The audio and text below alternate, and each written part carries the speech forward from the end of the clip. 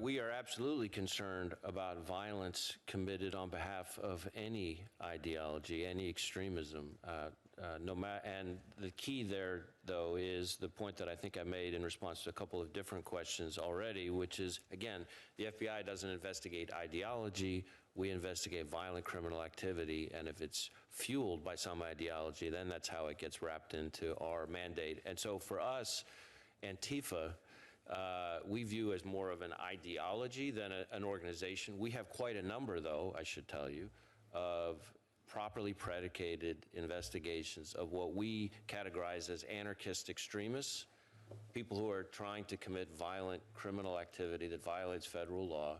And some of those people do subscribe to what we would refer to as a kind of an Antifa-like ideology. We don't think of Antifa so much as an organization as such, but I think we're saying sort of the same thing. Although the Bureau has significant tools to go after organizations, criminal enterprises, that engage, that use anonymity, that use masks to carry out violence, groups like the Klan, groups like at times the Mafia, and I will today be sending a letter to you and the Department of Justice asking the department to open a RICO investigation into Antifa because I believe they are engaged in a similar coordinated effort.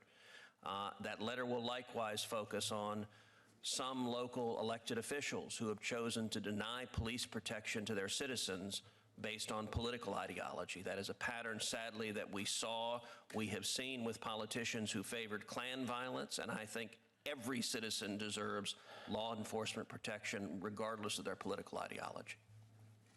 Well, I look forward to reviewing your letter. Thank you. Why do we even permit people to go around with masks and to commit these violent acts? How is it that the Justice Department isn't assuring civil rights, the rights of Andy Ngo and others who've been brutalized by a gang of thugs?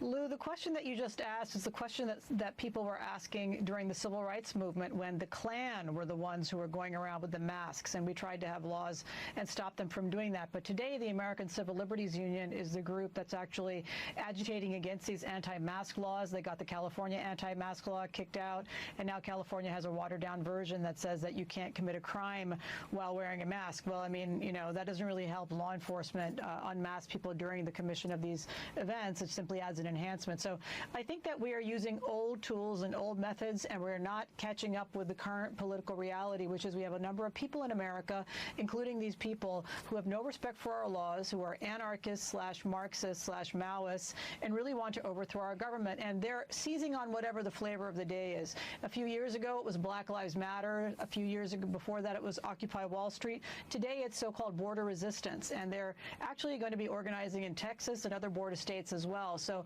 America better wake up to this. What is your instinct? Are we going to see Antifa designated a terrorist organization?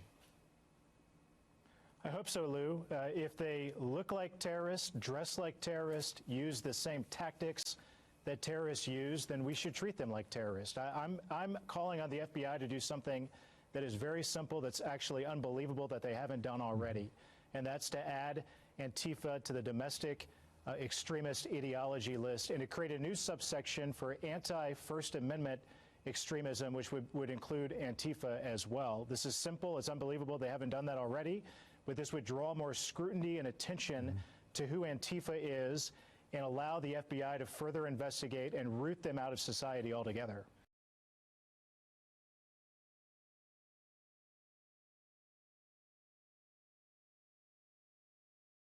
What's going on?